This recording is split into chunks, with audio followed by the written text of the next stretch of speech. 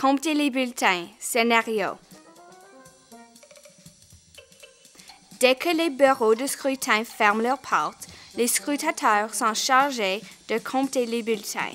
Les greffiers peuvent offrir leur aide en inscrivant les résultats, mais ils ne peuvent pas toucher les bulletins.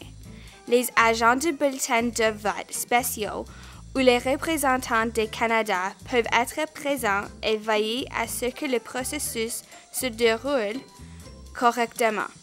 Les bulletins seront tirés par les scrutateurs en fonction de deux catégories distinctes.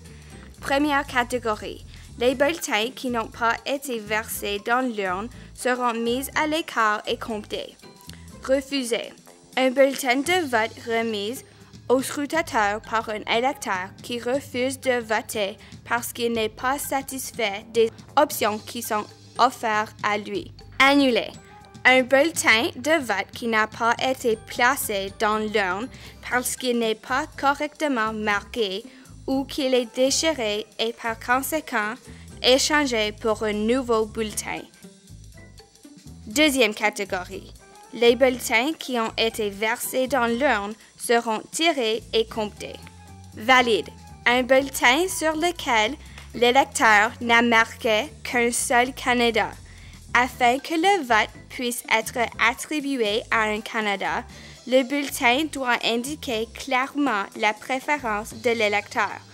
Un électeur peut marquer son bulletin comme il l'entend dans le cercle figurant à côté du nom du candidat. Rejeté.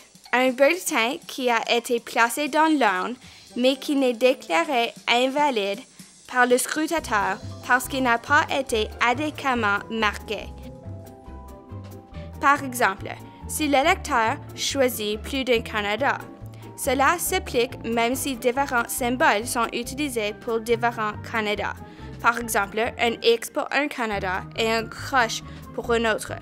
Le bulletin s'est également rejeté si l'électeur marque son bulletin d'une façon qui permet de l'identifier. Notez les résultats sur le relevé de scrutin que vous avez reçu avec les bulletins et envoyez votre relevé à votre étudiant.